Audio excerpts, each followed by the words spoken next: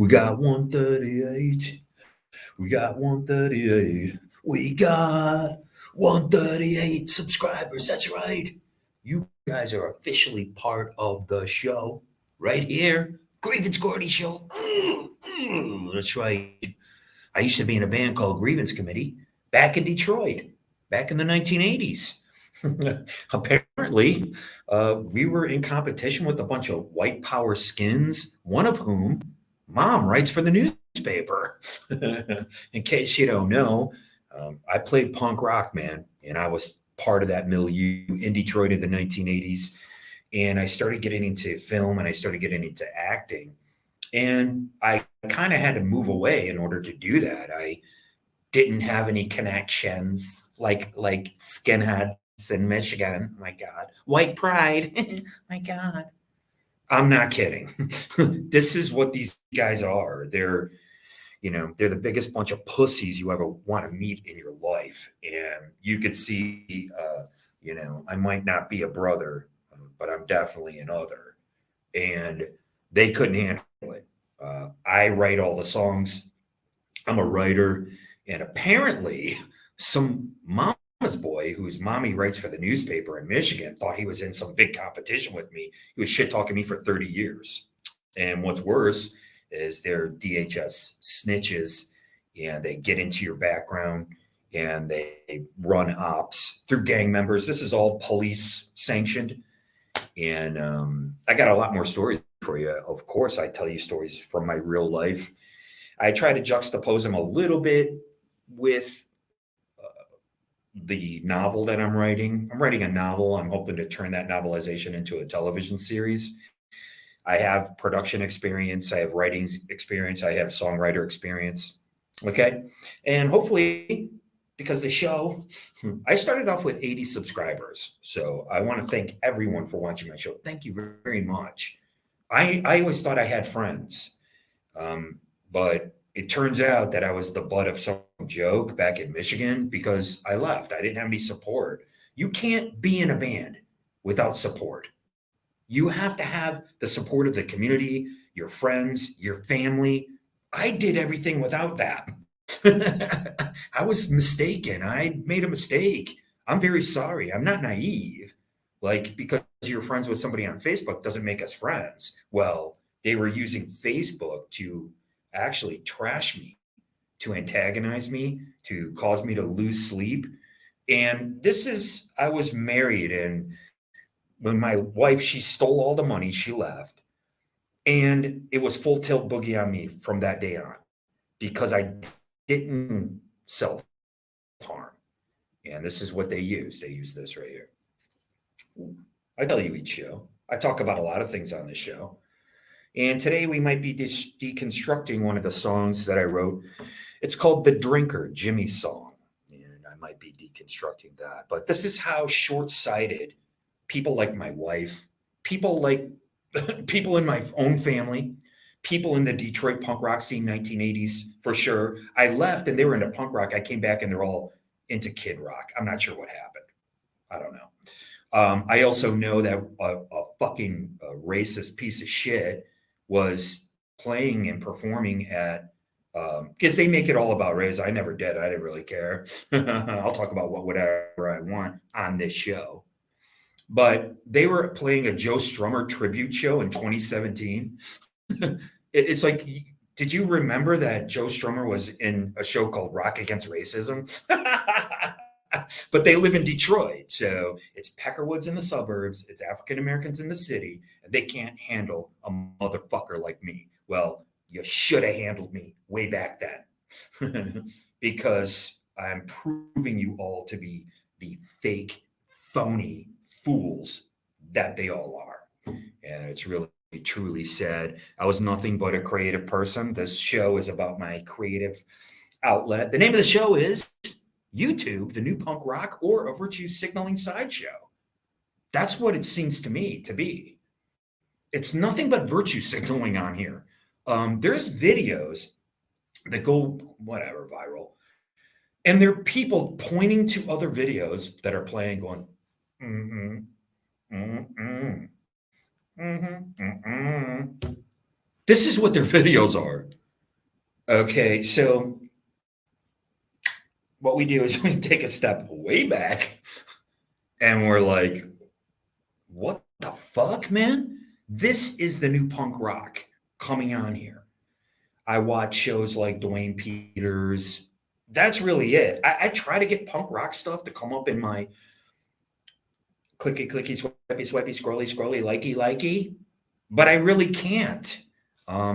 In case you don't know, in my playlist, I prove numerous things through hypotheticals. I'm just hypothesizing, fellas, I swear. Hey, it is AI that indoctrinates a person. And a lot of people think just because you click on something that you're actually, how do you know what I'm pulling from this? How do you know what I'm getting from this? What I'm clicking on? Well, that's where the quote unquote indoctrination comes from. You know, I'm not creating the stories about politicians killing and eating babies. I'm not creating that. Okay. But at the same time, I'm not denying, children being kidnapped, hurt, right? Groups of people coming in, like I was talking about on my last episode about the West Memphis Three, and murdering children just to create a cottage industry around it. Oh, you better know that's right. That's what I propose.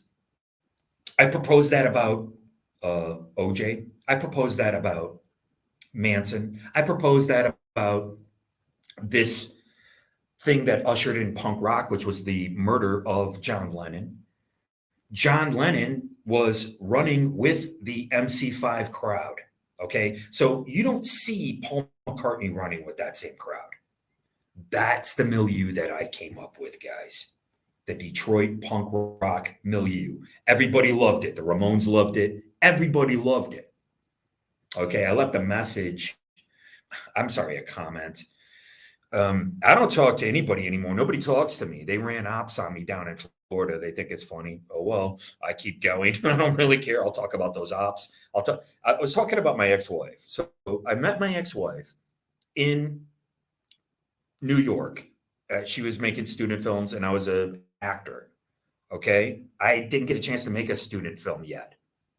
Back in those days, you're shooting on film and you had to go to NYU because they had all the equipment. I didn't have the money to rent equipment. Plus, you need insurance, guys. You need a mini LLC. This was in the 90s. I had a Super 8 camera. I couldn't even afford film for that. And the stuff that was on video looked like garbage. So this is how dumb and a POS my wife is. She was involved in this. She was using this as a neurological stun gun for 7 years. That's how dumb she is. But let's go back in time, all the way back to the 90s when I left Detroit. And that's why these guys got so emboldened. They murdered some dumb Peckerwood. And they're like, it was a mixed race guy did it. And they get away with it. It's called accessory to murder after the fact when you fucking shoot your mouth off and use the likeness of me in a story. But that's okay. That's a story for another time. You guys, we're at 138. Please do your own research. Research these people. Get a hold of them. Say, hey, man, Gordon's talking about you. What are you going to do about it? They ain't going to do shit because they never did anything to begin with. I had to do it. I had to write the songs for my band and I had to get off my ass and get out there and accomplish something. And I did it. Hooray for me. Oh, virtue signaling me. Oh, that's right. Oh, boy. So this is how dumb my wife is. Okay. She's now my ex-wife. In the 1990s, I tried to get her a job at Satellite Films. That's where I was working. Okay. And she didn't get it. That's okay. The guy who got the job, he still works. He's a producer right here. I'm in West Hollywood. I'm in WeHo. I'm sorry. There's nobody worshiping Moloch and sacrificing babies, drinking their blood or anything like that. That's what a lot of people are told through this right here. It's all confirmation bias. It's all bullshit. Most of it. But just like the Q-op, which was run by, what's his name? Mike Flynn and that crew. They take a little bit of truth and they mix it with a lot of bullshit. And this is really sad because it obfuscates what really happened. Now, I'm not taking it away from any people that I watch. I make fun of them. I call them alt-white because what they do is they buy into these media deep blue stories that are being sent to them, okay, uh, through confirmation bias. And they're like, oh, if this guy believes that, he's into this, maybe he'll be into this, right? This guy, this person. I don't do pronouns. I'm sorry. Yeah. I'm like almost 60 years old, believe it or not. I'm 57, and I'm not taking any shit from a bunch of police officers slash gang members because that's what they are. They're all fake. So this is how dumb my wife was. So here I am. I knew her in the 90s. I don't think her dad would let her probably date me back then since he was trying to write his own rap album. She's Anglo, and he uses the N word like he's ordering lunch. And that's okay. I mean, in case you don't know, a lot of women have dated me to get back at their ex-boyfriends. A lot of women have dated me because their parents are racist. Okay. So it's just the way it is. And many people don't understand how many people are mixed with Southern African. And in Michigan, these people in the punk rock scene couldn't handle it, even though there's 1,000,001 mixed race people, like including mixed race from Asian, mixed race from Black and Asian, Blasian. I like to call them Blasian. I'm technically Blasian. I've got Asian, American Indian, Southern African, Northern European, all in my Heinz 57 23andMe. I'm not intimidated by any of these guys. Why? Because art is about the art. Music is about the music. The person who creates it is a poo flinging monkey. That's it. Okay. If you don't know that, then who flung poo? Just kidding. Right. We're all fallible. Right. I wrote a book. It's called Two-Legged Animal. You can check that out. Now, this is how dumb my ex-wife is. This is what a dumb piece of trash she turned into. Okay. So she's torturing me this whole time for 7 years.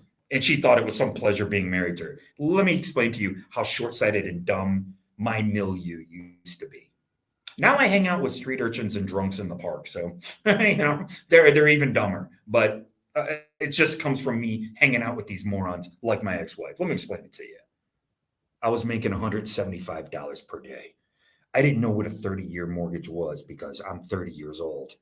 Okay. I didn't know that all you had to do was hold on to the property for 5 years and you could flip it for a profit. I didn't know that. Why would I know that? They don't teach that at Detroit public high schools. Maybe high schools in Royal Oak were learning that. I don't know. They're so privileged there. Oh my God.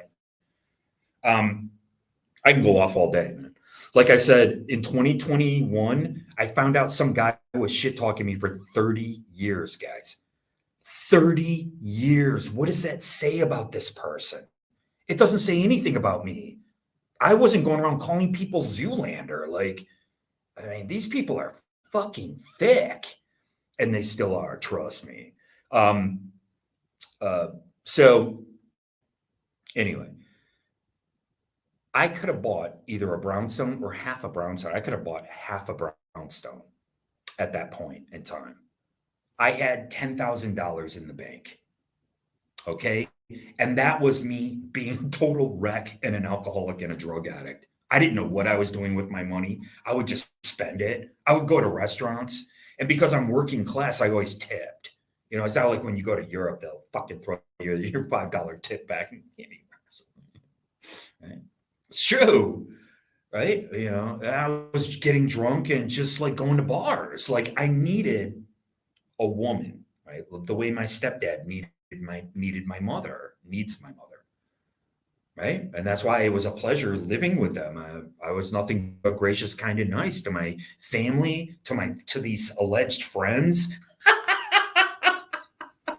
There you go. There's one for each of you. Yeah, there you go. There's the 2 pillars for you.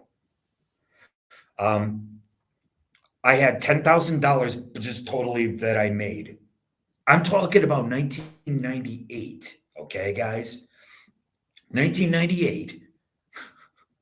My wife knows who I am. Because why? She got a hold of me through the Facebook app. They were using the Facebook app to torture people. That's what they use. And they use Instagram too. They used to use Twitter, but I believe when Elon Musk bought Twitter, he fired them all because that's what they were doing. They were running ops through Twitter and they ran them on me as well. So these are Fed rats. That's what I call them. DHS Stasi, whatever you want to call them. They're targeting Americans. They're not looking out for foreign people to come into America to harm Americans. They're targeting individuals, and that's how they're using their power. And I'm the only one talking about it. Of course, whatever. I'm an old punk rocker. I'm very resilient. I'm not a saint by a sight. But I found out on 2 different instances since 2017 that real estate is more important than my life. And they'll take my life if it means getting real estate. And that was people in New York and people in Florida and people in Michigan. Okay, it's as simple as that. My wife was so dumb and short-sighted. I wanted to date her in the 90s, but like I said, her dad was too busy making a rap album. She had to get all the money she could out of him. I doubt if her grandfather would have gave her that $100,000 had he known she married a darky like me. Oh my God, I'm so dark. This is talking about true racism right here on this show. This is talking about my own true life experiences with these pieces of shit. And I know that racism doesn't really exist. You either buy into it or you don't. Just like John Lennon said, war is over when you let it. And look at what's going on now. There's actually 2 major world wars going on right now between 2 major countries, I mean to say. Okay. So either you buy into it. In my opinion, you know what racism is having it on a job application.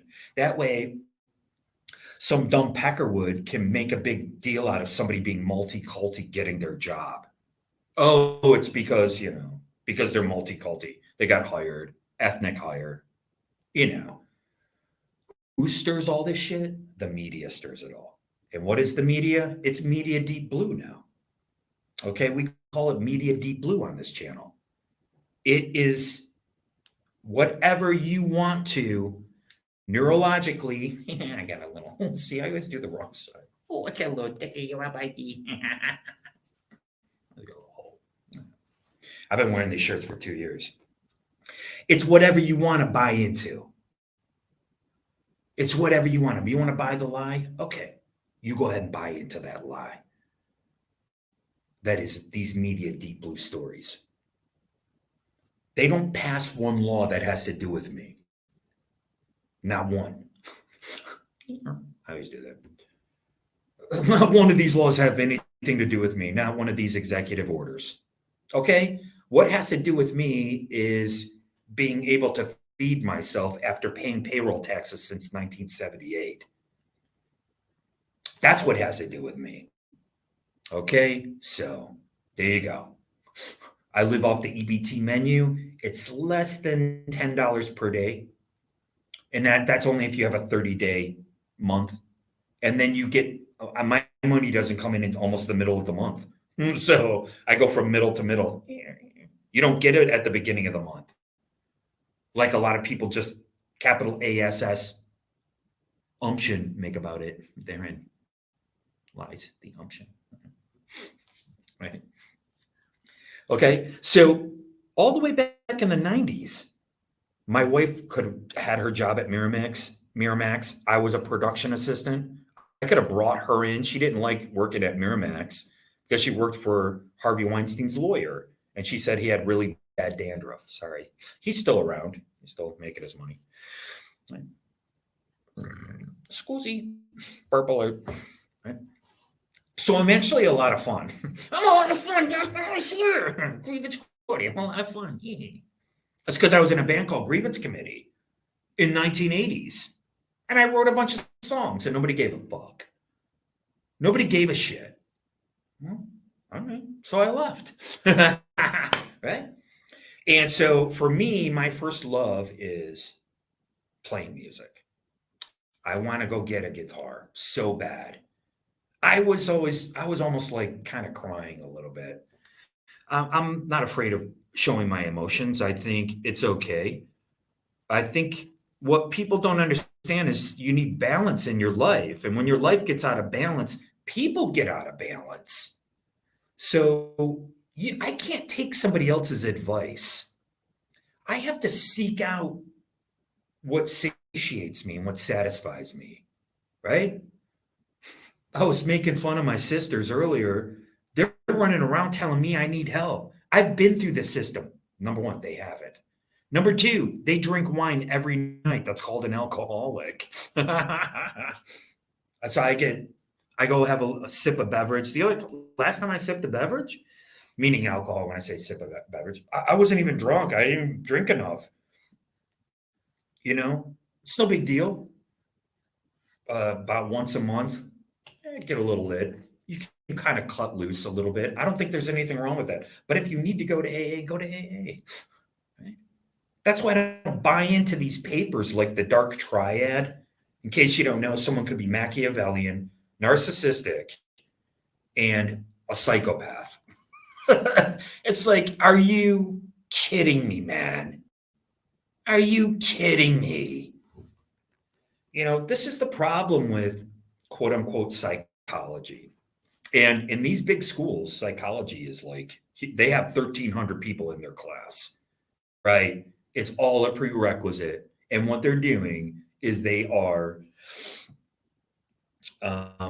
medicating mythology. So if you have the proper equipment, you have the proper balance in your life, and you can understand these stories might come from a religious situation, they might come from history. Maybe you identify with that. They might come from fairy tales or folk tales. They might come from the Ouija board. They might come from a tarot reader. They might come from reading runes and the I Ching. Maybe it's the I Ching, right? You roll the dice and you look it up. That's what tarot card readers do. Okay. So these same POS morons will actually believe the surface level. It's like the morons who believe the surface level of the Bible, which is written in allegory, metaphor, and parable. Okay. It's telling you right there.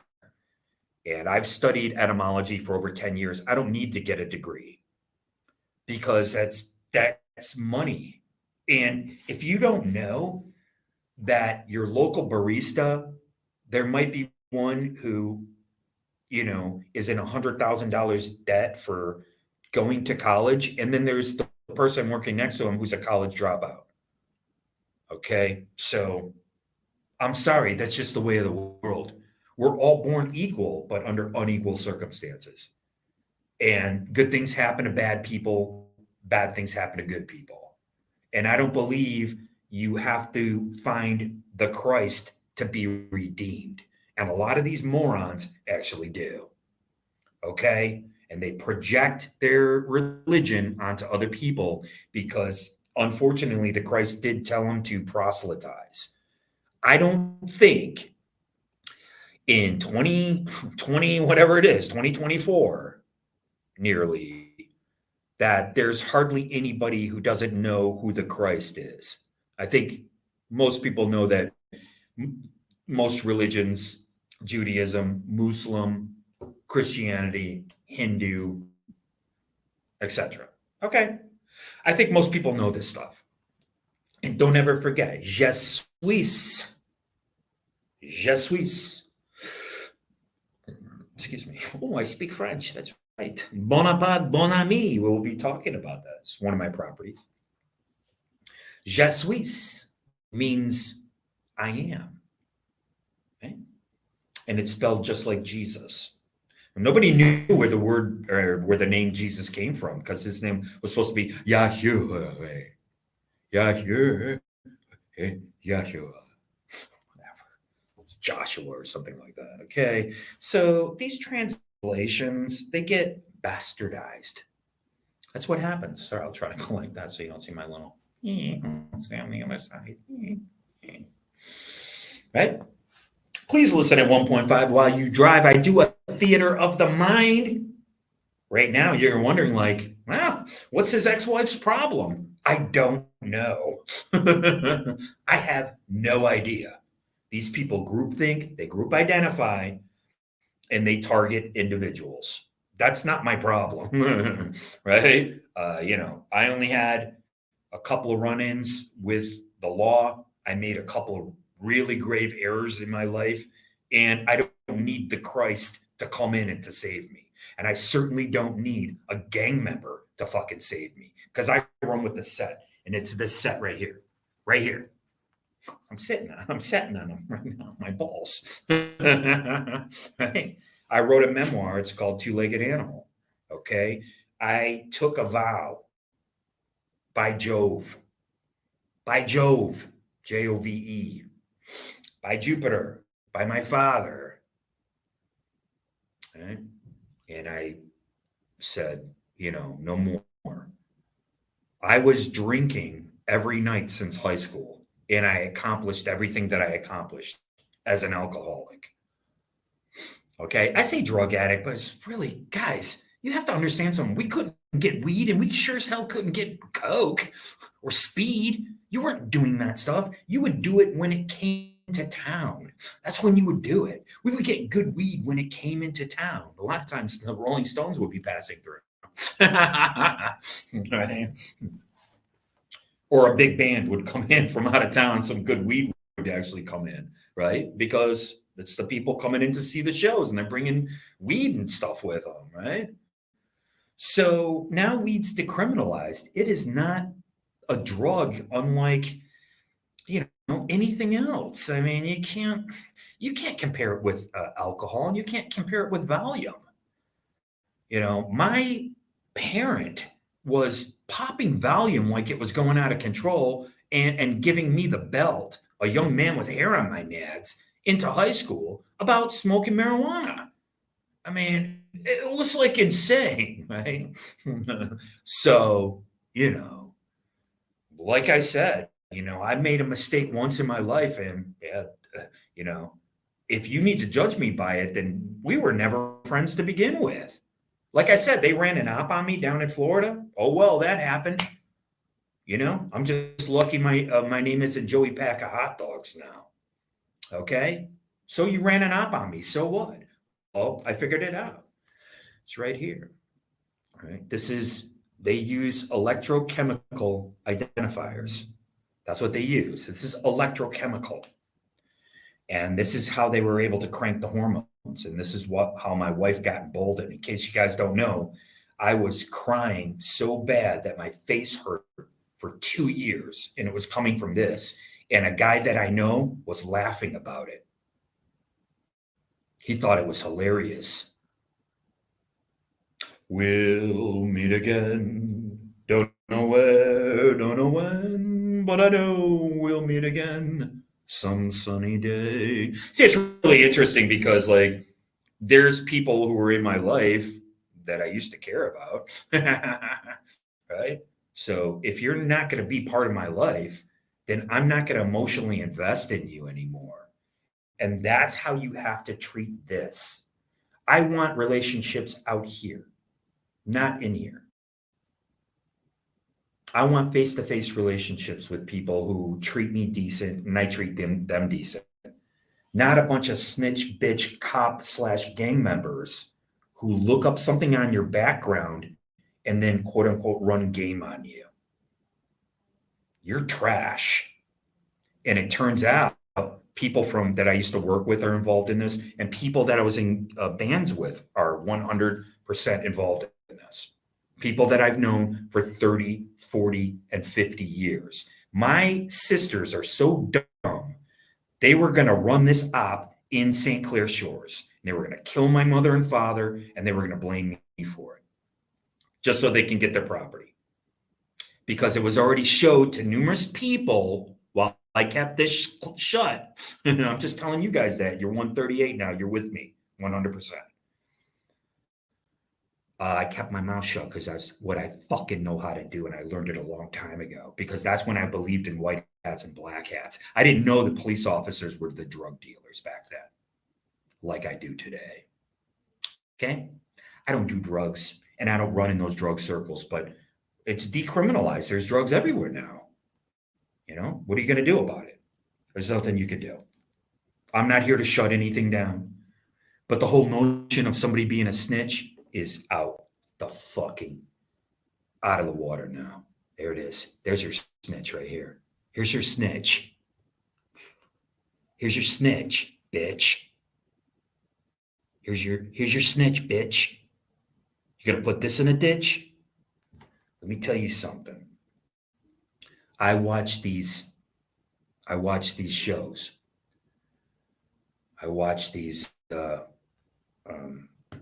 vest camera shows, these police officers, and the people they're arresting, first of all, their nervous system is through the roof. Their fight or flight. It's this, guys. It's this. Okay? And they're losing their minds about their cell phone. Where's my cell phone? The cop's like, I could see both sides of a lot of things. I'm just using this as an example.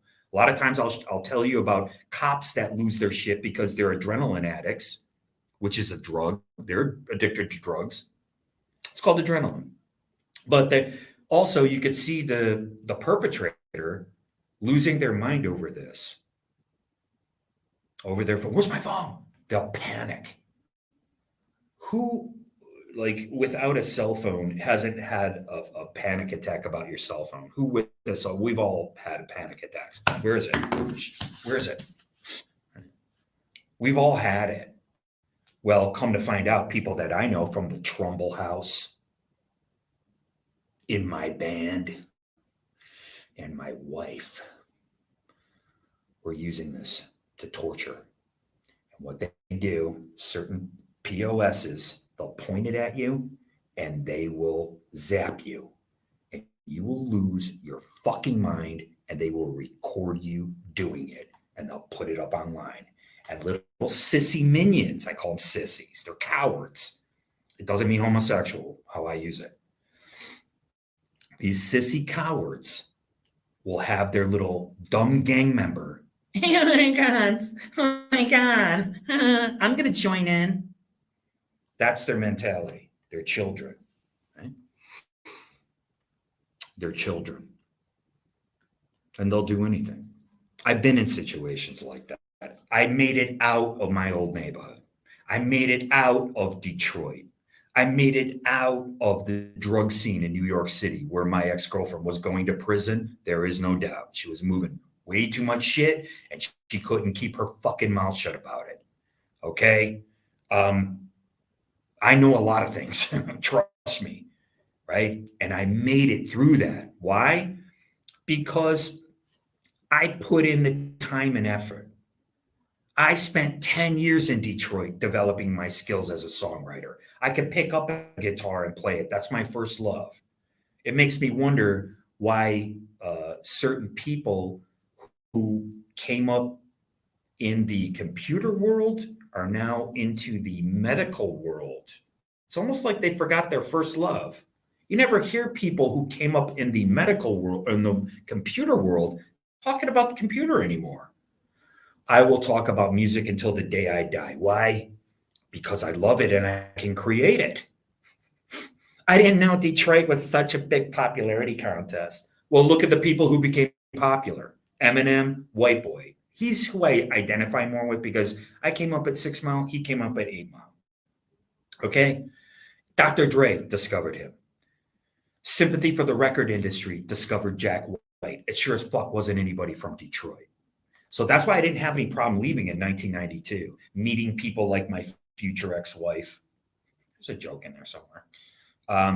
Yolanda, who I caught it domestic with, and other girlfriends that I've had, other people that I've met. Okay. And again, I'm sorry that your virtue signaling is choosing how for me to feel bad about behaviors that I got busted doing. But let me tell you something. Look at all the behaviors that people might have not gotten busted doing. I guess that's all thrown out the window. Right? It doesn't matter, you son of a bitch. Right? it's like a virtue signaling paradise here. That's why I say it's a virtue signaler's sideshow right here on YouTube. And it's really quite pathetic. In the pit, when we fell down in the pit, there was a hand that came down and helped us up. That's the kind of camaraderie that I'm used to. Okay. But I don't know, when this racist shit started really coming in, and it came in hard. You could see bands like The Offspring, they had their issues with skins at their shows. You have to understand the guys in the bands. It's like, hey man, I'm just here to play. That's how I felt about it. I was there to write songs. And that's all I wanted to do. So sorry, I was yell at you guys, but this song that I wrote, it's called The Drinker, Jimmy's song. And I was discovering these archetypes, and I had to come up with a narrative, so I chose the narrative of the life of my bass player. At the street bar, trying to shake off what's been getting me down. Oh, Jimmy's there, he pulls $10 from his pocket. ATMs just came out. From the ATM, I wanna say, Jimmy, where you think you're gonna go? You got no friends and you're always stumbling home. We used to make fun of each other for not having any friends. And we were an isolated band. We weren't able to do shows with the guy who used my likeness in a murder article about Ron Beauty. You better find that motherfucker and make him answer for it. For another round. I wanna say I was all about drinking. That's all I cared about. I wrote this song. I didn't have any lyrics for it. I wrote it about the kid whose uncle is a child molester and his father's a police officer. All this stuff goes into my writing, and all my writing goes up on Kindle. It's up to you guys to support the show. And I'm not asking you for any money. I'm asking you. You got your steel toes and now you better use them. Can't you see 2 kids and a woman's gonna love you all too well? Good psycho Jimmy don't see nothing at all with the shades on. No fuss when you're pulling out your chicken and put your down. This line is, I had to reinvent the lines. I like the original version.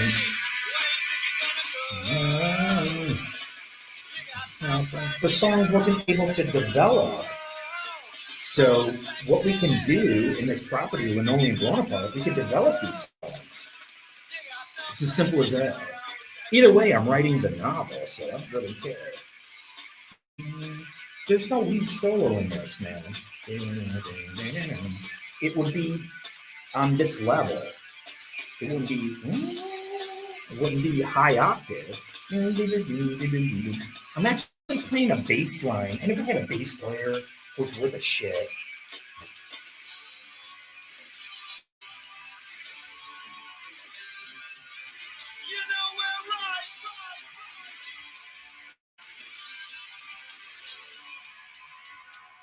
Yeah, only about 1 or 2 songs that my drummer, who was running hops through this with dirty cops and pieces of trash, he only managed to do 1 decent song. Oh, this is awful vocal performance. How could you listen to this and say it's good? Well, they didn't care. They were busy running game through Disconnected Records, who was connected to the death of Ron Beauty. So I can't believe the guys in my band were just like, oh yeah, it was Gordon, sure.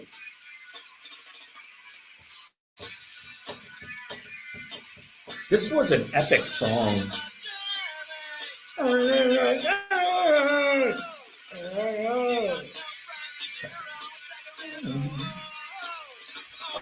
I'm singing in the wrong register. This was completely done under duress.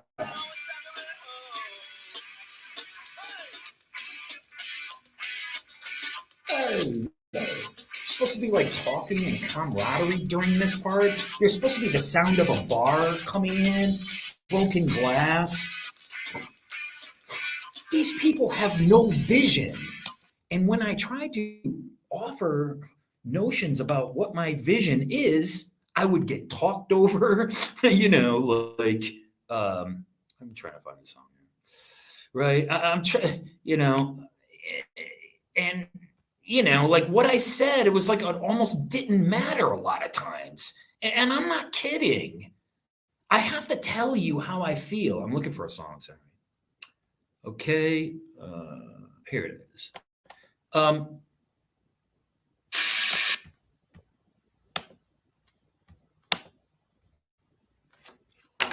Guys, I have to tell you how I really feel about it. I have to tell you my life story because these songs are my life story. My writing is my life story. So you have to see if I got Taylor Pruitt Vance eyes, going on like shifty, shady, like the way some bitch boy who used my likeness in a murder article looked at the ground like the sissy he is when I didn't know what was going on. But apparently, my buddy's wife knew all about it. Wow, must be nice. Yeah, you're gonna say the guy who killed Ron Beauty looks like me? Yeah, I wonder where they got that from. These are my former friends. That's what they thought about me. For some reason, my family hates my guts. I don't know why. I was not the black sheep. I was a goat. I was not a sheep. I was a goat. You guys notice the difference? That's why they use it in satanic imagery. Because you can't tell a goat what to do. They're going to go their own way. I wasn't the black sheep. I was a goat. Okay? Now that means getting it on anytime. That's right. With these cowards. But guess what? That's what gang activity is. You don't know where something's going to come from. It's going to come from here. It's going to come from there. It's going to come from over there. Well, I've been putting up with that since my old neighborhood. They beat me up because of what color I am and what music I was listening to. I was just too different. Then I go down to downtown Detroit to meet some like-minded people, and they turned into the racist pieces of shit. You know why? Because they're all like this. Oh, please don't leave my television screen. Please don't leave my television screen. They believe anything that comes to them through Media Deep Blue. Here's Clockwork Orange. It's always handy. It's always there. They believe it all. So if they tell you, well, only skinheads listen to this music. I think Geraldo might have said something like that. That's why I call him Geraldo Skins to this day. There's old pictures of me. You guys take a look at some of my music videos, and I show you. The first show we opened up for was Sham 69, and we deserved to fucking be there. And we were playing the same kind of music. I put Sham 69 on my playlist. Why? Because I was listening to that. I think I put them in my book. Okay? So, take a listen to this. This is called Underclass because I knew it wasn't about race. It's just really sad that ex-girlfriends of mine have to get involved in this too, and their husbands. Because I'm going to be background checking all those people. I'll be putting Facebook back on my phone. And I'll be calling these people right here on the show. How do you like that? How do you like that for a show?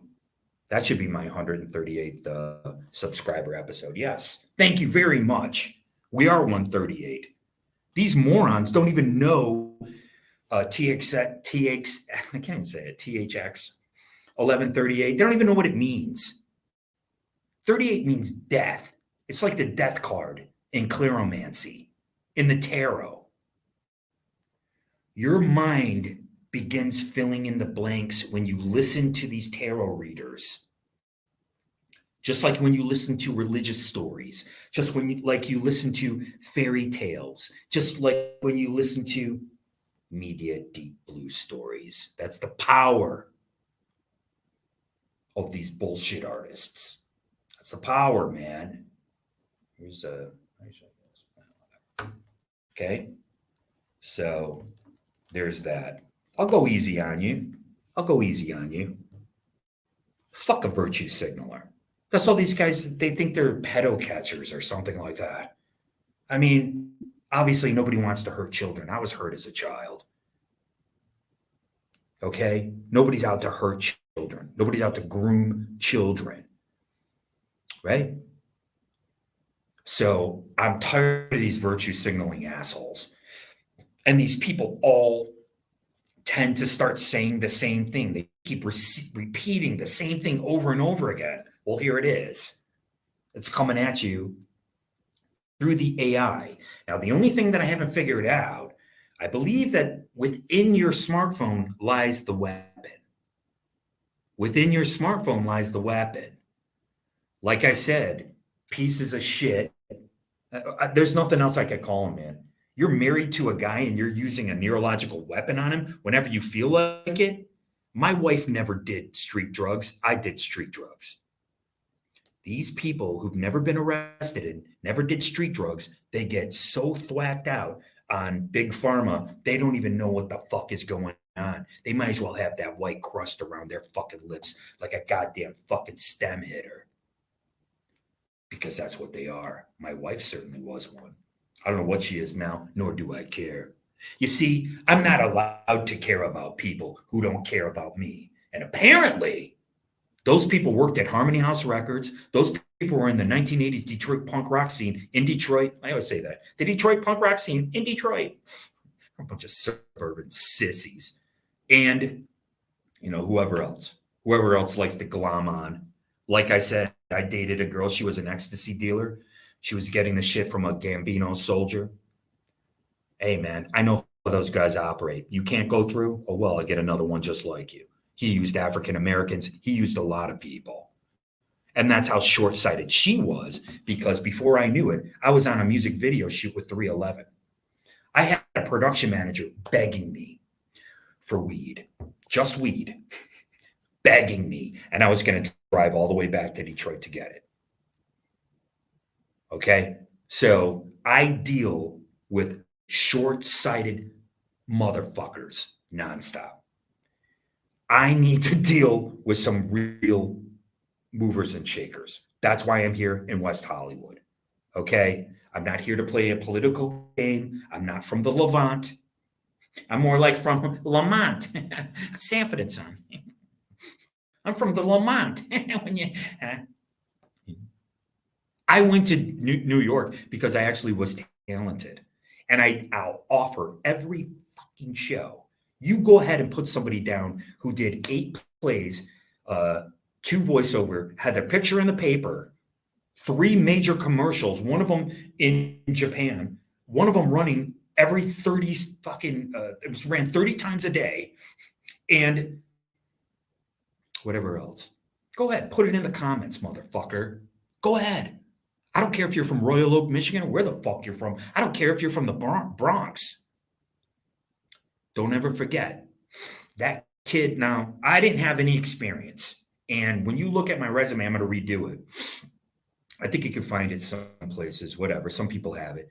I faked all that because I was really, it just said training. I didn't have any training. And I was scared to death because I thought it was all about, I mean, Miles Davis, he went to Juilliard even though he dropped out. I like a couple of those Juilliard broads who are actresses now. But, okay, so I didn't have any training. And I went to New York and I was very successful. These morons, like my ex-wife, they think that you have to be, they have to see you in the Sunday Times. That's why I call them bottomless mimosas, because I show up bottomless. I don't give a fuck. I rock out with my cock out. And that's all these bureaucrats can do. They set you up. It is police in police stations that do this shit. And they try to get you on camera. I call them the duty dollar show. That's what they are. Okay. That is all they are. And it's just really sad. It's actually entrapment. And like I said about these pedo catchers, yeah, you want pedo catchers, you want them out there, but look what they're doing. They're not having police actually do it. They're having citizens do it because the police know it's entrapment. The police officers have entrapped me probably 90% of my arrests, I could say 10% are just me being a dumbass. I was dumb. I made a mistake. I showed somebody I love them the way I was showed. When you love me, it's just true.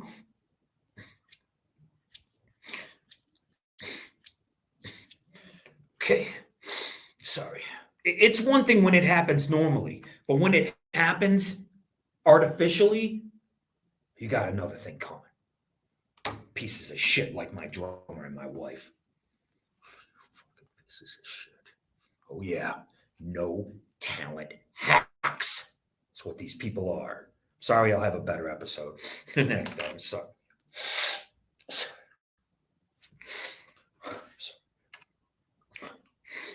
And when you say you're sorry, it means you feel the other person's pain,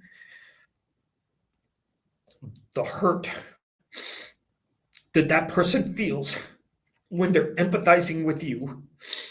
It's all about empathizing with people.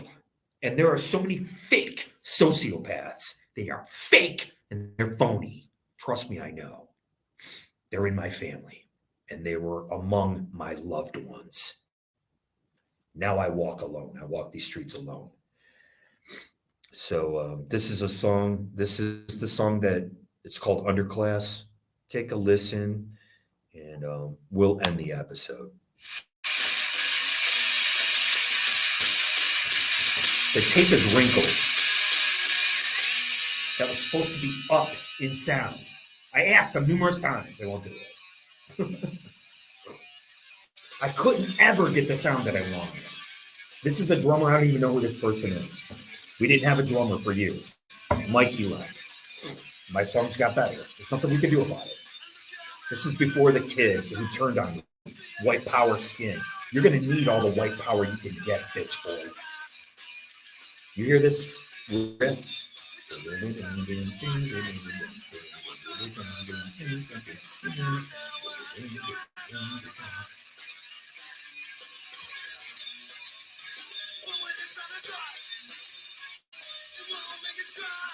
I'm a kid.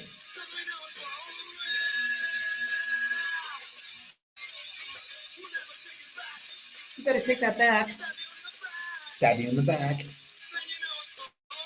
That's what friends do. I don't know what I was saying. There was a band called, I think, The Unclean or something. Kick you in the spine. I don't know. I put the League in there because I love the Anti-Nowhere League.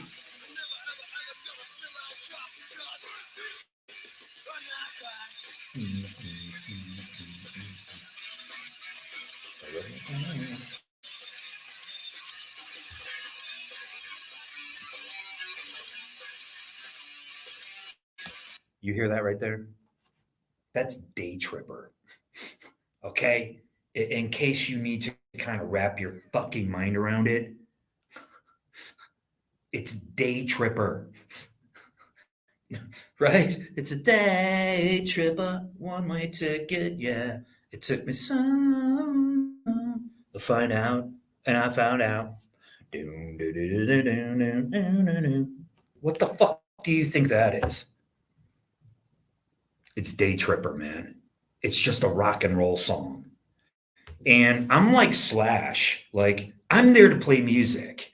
So all these people who want to lay balls on somebody's head when they're passed out drunk, lay a dick on somebody's face when they're passed out drunk, these are these lower-minded morons who don't have any talent. This is important. Let me explain to you what talent is. Talent doesn't come from you playing video games, okay? Talent has to be something that you decide to get good at. Your talent might be picking horses at the goddamn races. Your talent might be building model airplanes, but it is a talent that you hone in on. It might be needlepoint, okay? It is a fucking talent, and it takes 10,000 hours to do it. And I was willing to put in 10,000 hours or more into many things: acting, being a production assistant, which is just like a showrunner, in my opinion. I was on the set with A-listers long before Jack White, Eminem, and Kid Rock. Okay, I say it every show. You guys got to hear this. This is the best one. So I'm on the set with George Clooney, Nicole Kidman, Demi Moore, and Tracy Lords. Goddess. I love Tracy Lords. She's awesome. She worked with whatever. I'll get it. John Waters. They're doing a John Waters retrospective here. Those are the kind of films that I was into. Like I said, I work with Lee Sobel. I don't care. I don't go around taking, hey, did you see the film I'm in? Did you see the film I'm in? This is what people do on Facebook. From Royal Oak, Michigan. Oh, just please rent my movie that I'm in. Oh my God, dude.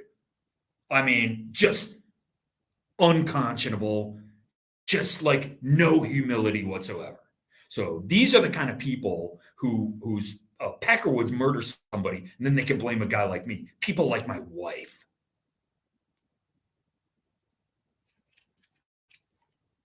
Anyways, we're going to wrap it up. I think I'm only going to do an hour show today. That is one of my songs. It's called Underclass, because back then I knew it was about class. I always knew it wasn't about race.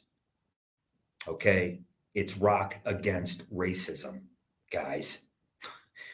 I mean, what part of that don't you understand? We were friends with a guy back in my old neighborhood. His name was Greg. He knew more about rock and roll than he did anything. He happened to be African American, so we didn't care. He came back from a concert with his nose broken. Well, they just bloodied his nose. He got beat up for being black and going to a rock and roll show. This is how stupid these fucking people are. And to think that they're still this way to this day. And much of it is being perpetrated by African Americans who don't listen to rock and roll. They think you got to fucking listen to rap now? Like, excuse me? What the fuck, dude? And so do these fucking Peckerwoods, man. I mean, it's just insane to me. You know? And I use these terms too because it's my show and I'll say whatever the fuck I want. We're at 138. That's right. And I do get emotional. I don't think there's anything wrong with that.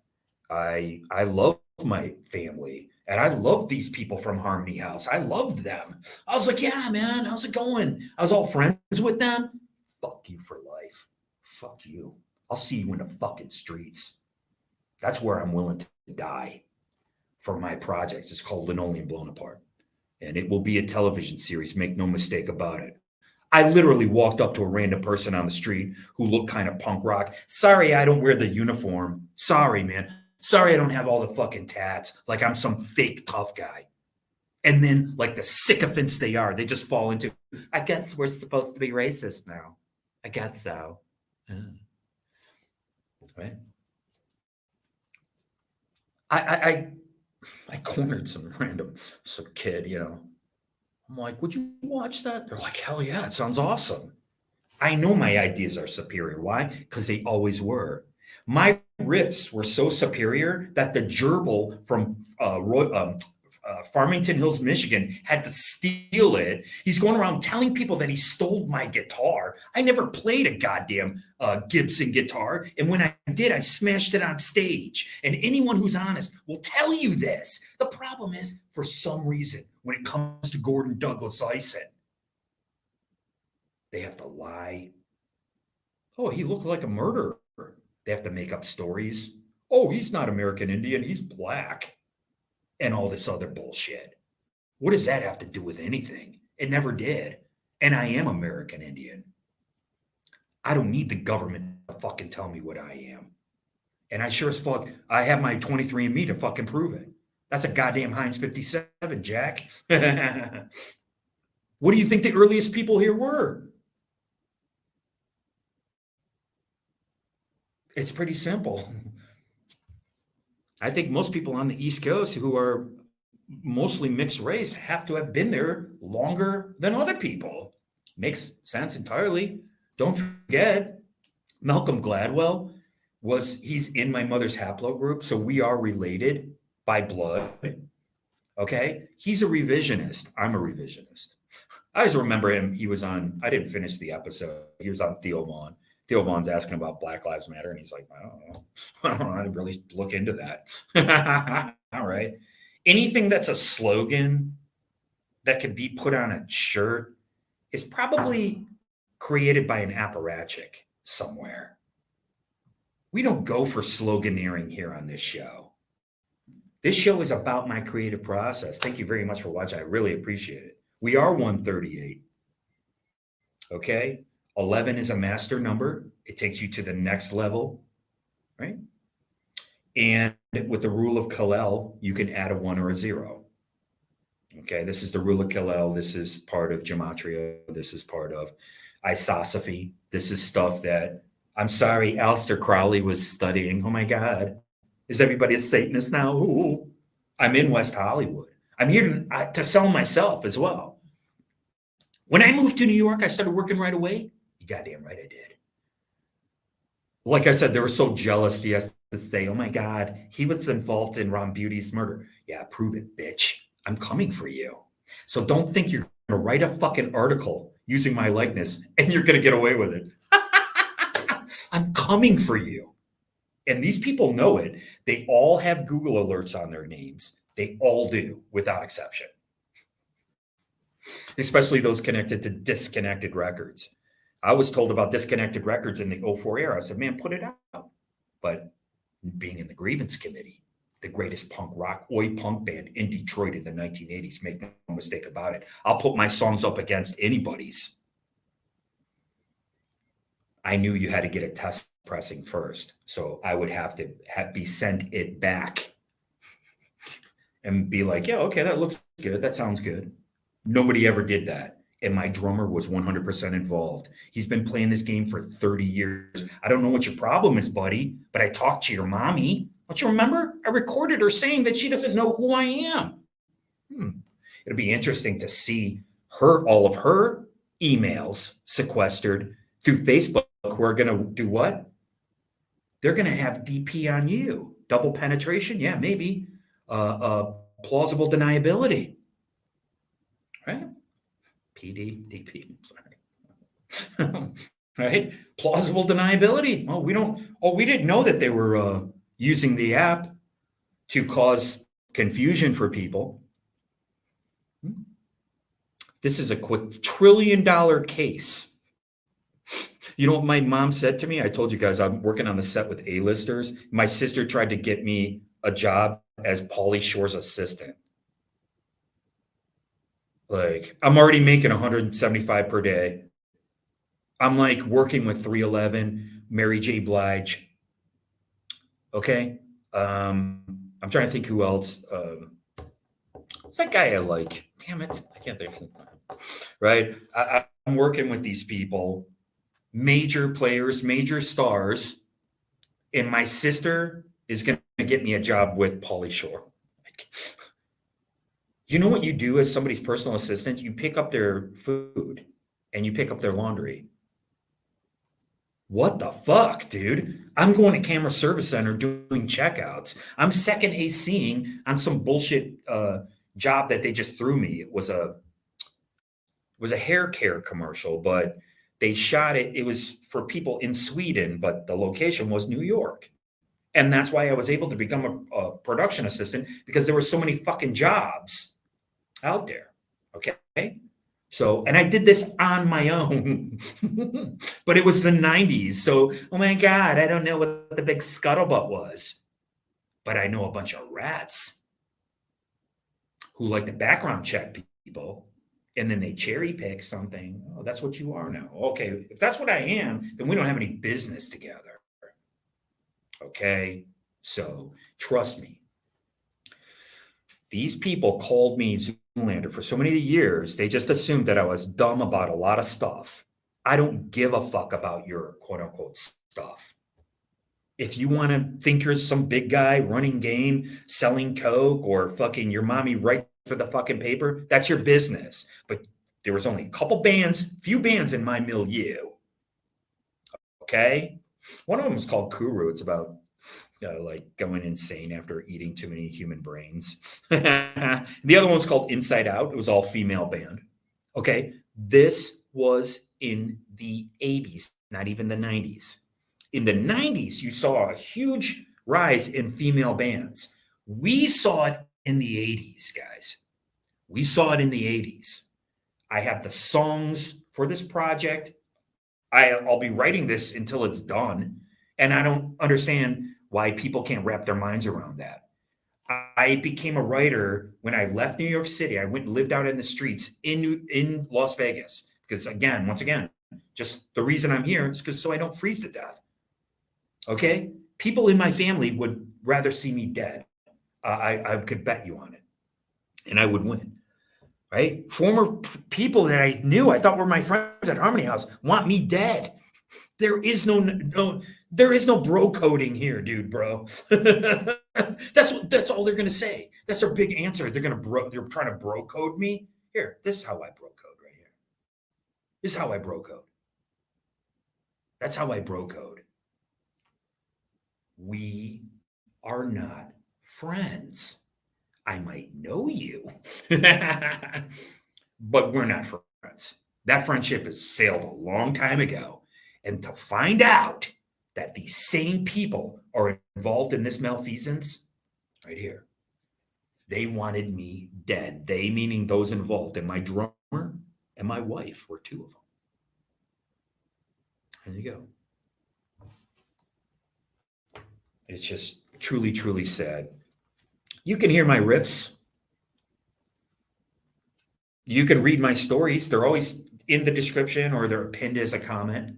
Thank you for making us 138. 38 means death. It means change. I'm hoping to change.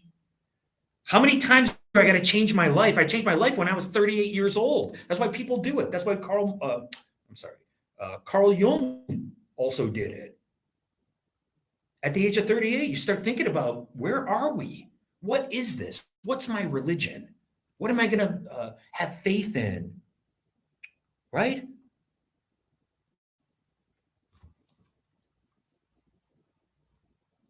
I'm not here to virtue signal. I'm here to work. And it takes a long time for these bennies and stuff to kind of come through and to be able to do something here. I want to work. I need a job. I need a job right away. But I also have to get my medical situation in order. That's just a fact. So while I'm doing all this, I appreciate you listening to my show, 1.5 while you drive. I do a little theater of the mind, but I think I'm going to start doing hour-long shows instead of 2-hour-long showsies. Okay? I want to try to do a show outside. I repeat every show.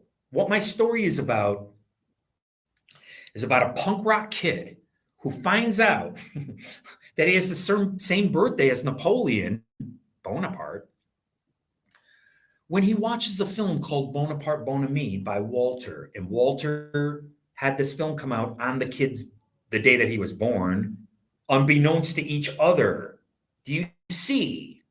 This is the same thing as me walking into the room with Tom Cruise and Nicole Kidman. I had already written a song based on Stanley Kubrick. I was kind of obsessed with him because everybody says he's the greatest director of all time. He's a director's director, et cetera, et cetera, et cetera. And they were there to work with him for a year. Okay, I already explained to you. I went with a Teamster to go pick up Nicole Kidman's luggage, and we were like, what the fuck? You think that she's just being opulent, right? But she was moving there for these 3-year span where they were going to shoot Eyes Wide Shut. So, okay. All right. So we're going to wrap it up. I get a little bit loud. I'll probably do another recording. I'll do one outside where I can just kind of use my voice. Okay. I want to thank you guys for checking out my genuine ability. I just have a genuineness about me. That's all I ever am, is honest. Sometimes to a fault. I was so shy. It took a lot for me to do what I did in my life as far as playing music and stuff like that. And it brought me here to West Hollywood. And I'm not here to fuck around. And I'm not here to get mugged or to get targeted by a bunch of fucking people with connections to police departments, because that's who does it. Okay? Whether or not it's overt or covert, that's how the world works. I don't give a crap about any of that. I don't care about this. I just picked the wrong side. I told you. It's all backwards. Ooh, I can't even find it. Talk about metaphor. Okay. But I'm writing Linoleum Blown Apart. And it's about 7 films that have to be shot simultaneously. I have the outlets, the treatments. I'll be putting those up on Kindle. It should only be, I don't know. I'm trying to get work. I'm trying to do this. I'm trying to do that. But at least we're succeeding in this show. Thank you very much for watching my show. I appreciate it more than you'll ever know. Cheers.